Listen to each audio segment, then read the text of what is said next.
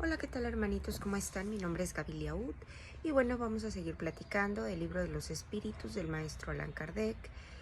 Vamos a hablar de las leyes morales, las leyes divinas, cuáles son esas características de la ley natural, qué es lo que se debe de entender por ley natural. Bueno, la ley natural es la ley de Dios. Esa es la única verdadera para la felicidad del hombre. ¿Por qué? Porque esta nos va a indicar lo que debemos de hacer y lo que no. Y quien no se alinee, o sea, quien no haga las cosas conforme a esta ley, pues se va a apartar de ella y por lo tanto, pues va a ser desdichado. La ley de Dios es eterna, es inmutable como Dios mismo. Dios no se equivoca. Nosotros somos los que estamos obligados a cambiar nuestras leyes porque son imperfectas. Las leyes de Dios no, esas son perfectas. Y la armonía que rige ese universo material, ese universo moral, está basada en ellas, en las leyes de Dios.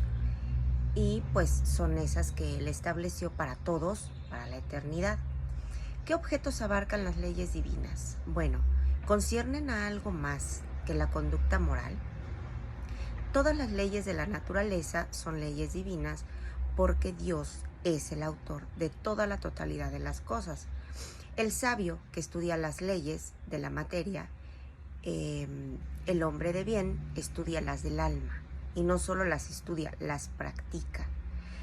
Es dado al hombre profundizar unas y otras, es decir, el hombre puede profundizar en las leyes morales, en las leyes materiales, y sí lo podemos hacer, pero una sola existencia no nos basta para todo eso.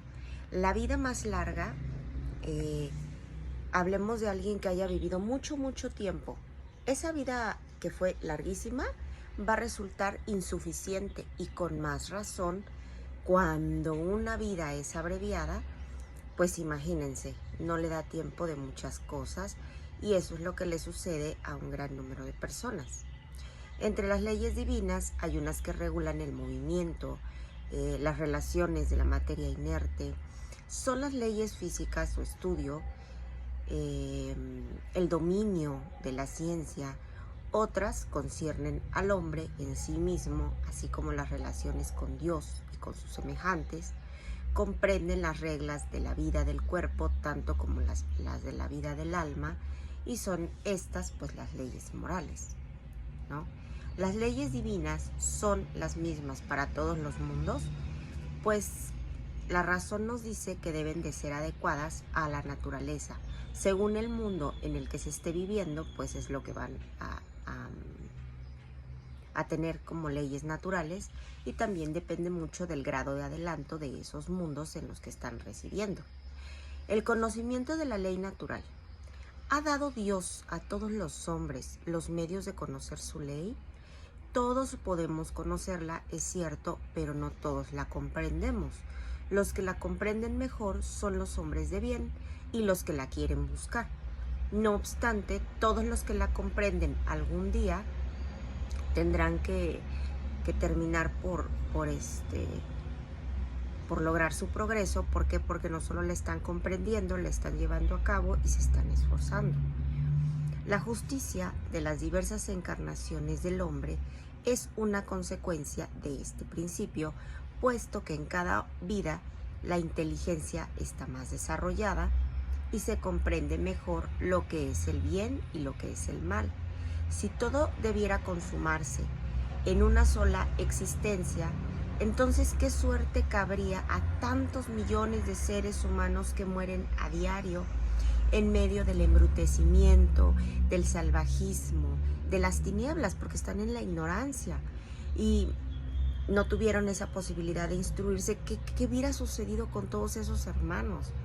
El alma, antes de la unión con el cuerpo, comprende la ley de Dios.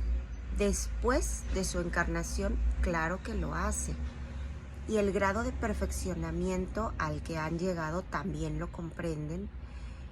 Conservan ese recuerdo intuitivo después de esa unión con el cuerpo, pero los malos instintos del hombre hacen que con frecuencia la olviden, porque recordemos que todos tenemos imperfecciones y que bueno, la imperfección no descansa y siempre busca la manera de meterte donde sabe que es tu punto débil.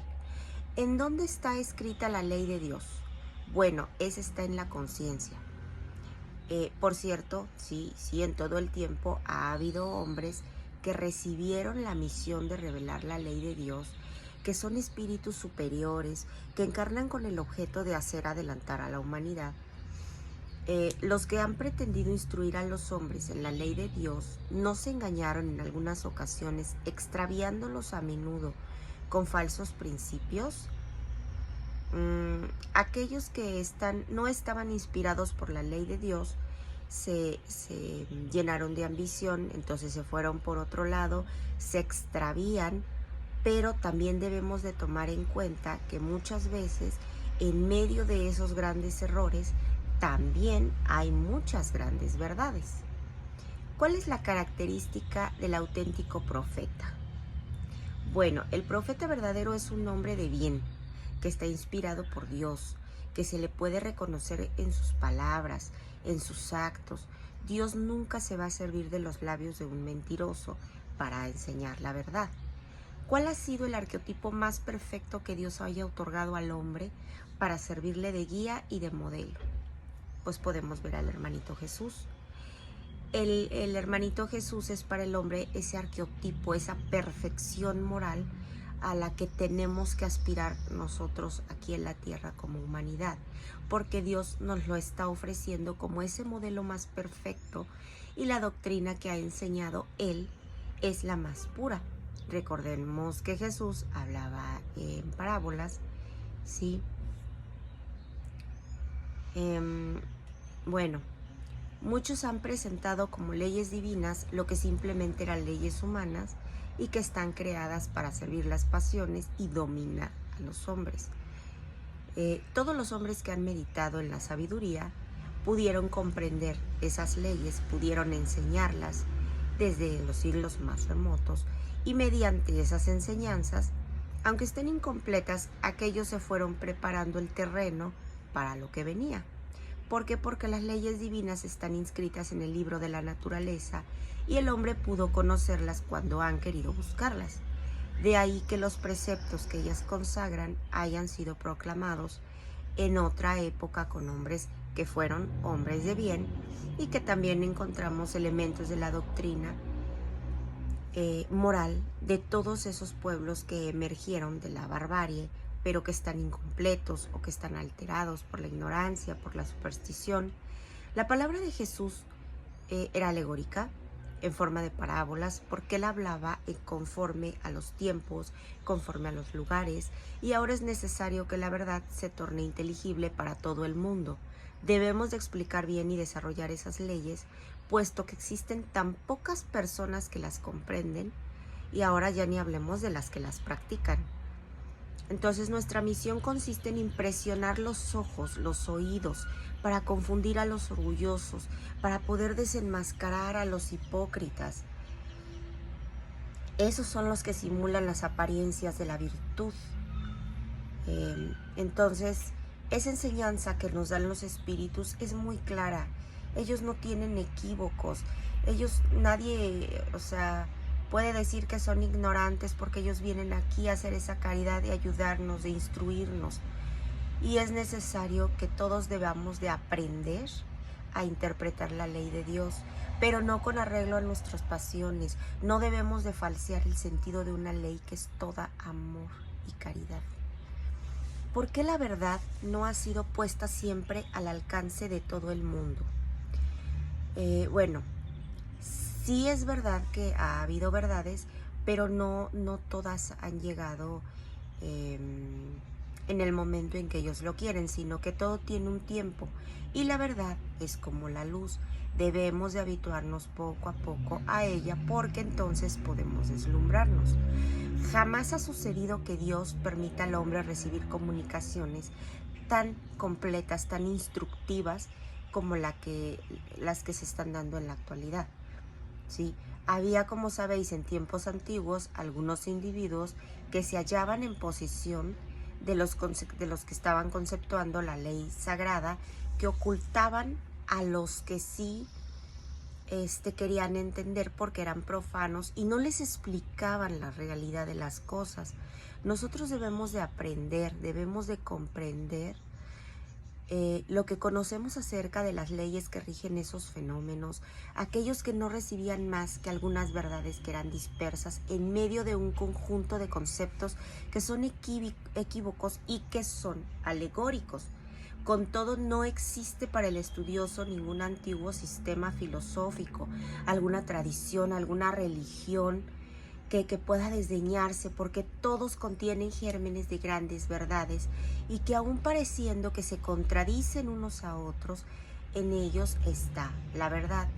Resulta fácil coordinar, gracias a la clave del espiritismo, que nos ofrece una cantidad de cosas que se han podido hasta el presente, que pareciera que no tiene razón y cuya realidad no se demuestra ahora de una manera irrecusable, pero no debemos de buscar en las cosas materiales el tema de estudio, porque los hay muy valiosos, claro, y eso nos van a ayudar y podemos coadyuvar a nuestra instrucción, es verdad.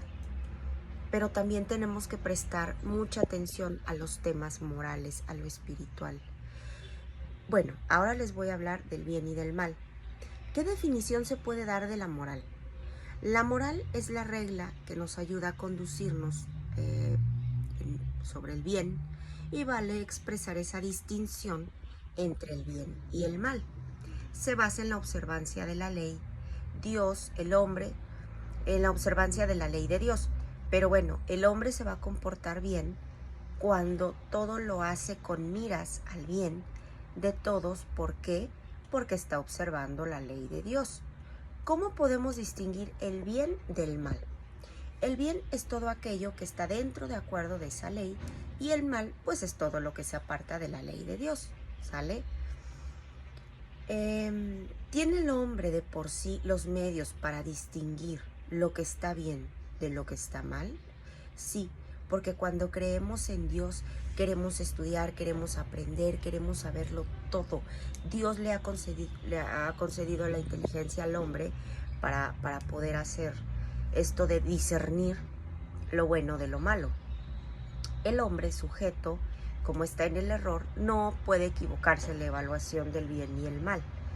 Sí, podríamos denominar reciprocidad o de solidaridad, pero no se puede aplicar la conducta personal del hombre consigo mismo. Jesús siempre decía: ved lo que quisierais que os hiciese o no se hiciese, todo está allí, no os equivoquéis. Cuando nosotros comemos en exceso, por ejemplo, nos dañamos. Estamos comiendo y se nos avisa que ya comimos, que ya estamos bien, que ya rebasamos el límite, y como no entendemos y seguimos comiendo, entonces somos castigados, porque eso mismo es lo que ocurre con todo. La ley natural lo que va a hacer es trazar al hombre esa frontera de sus necesidades, y cuando las transpone, obviamente va a ser castigado y por lo tanto va a tener sufrimiento. El hombre que escucha todas las cosas, esa voz que se le dice basta, entonces evitaría gran parte de los males que le agobian en la naturaleza, pero a veces somos necios y no queremos escuchar. Dios deja al hombre que escoja el camino, tanto peor para sí, o si opta por el malo. Cada quien tiene ese libre albedrío, y en tal caso ese peregrinaje va a ser más largo porque Dios nos da esa opción. Si no hubiera montañas, entonces el hombre no tenía cómo comprender que es posible ascender y descender. Y si no hubiese rocas, no comprenderíamos que existen cuerpos que son duros. Precisa que el espíritu coseche la experiencia, y para eso hace falta que conozcamos el bien y el mal. Por eso existe la unión del espíritu con el cuerpo. La diversidad de posiciones sociales crea nuevas necesidades que no son las mismas para todos los hombres. La ley natural parecería, pues, no ser una regla uniforme. Esas diferencias de posiciones existen en la naturaleza, y según la ley del progreso, ello no va a impedir la unidad simplemente la ley natural que aplica en todo.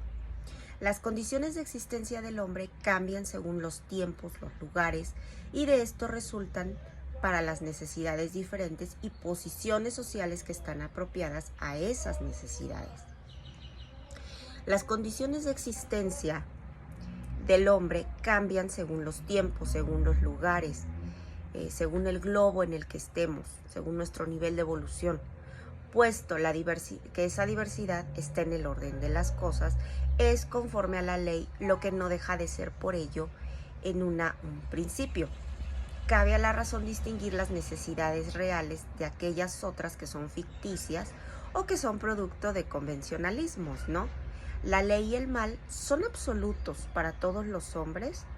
La ley de Dios es la misma para todos, pero el mal depende en especial de la voluntad de quien lo quiera hacer. Recordemos que todos tenemos el libre albedrío y cada quien decide hacia dónde se va a inclinar.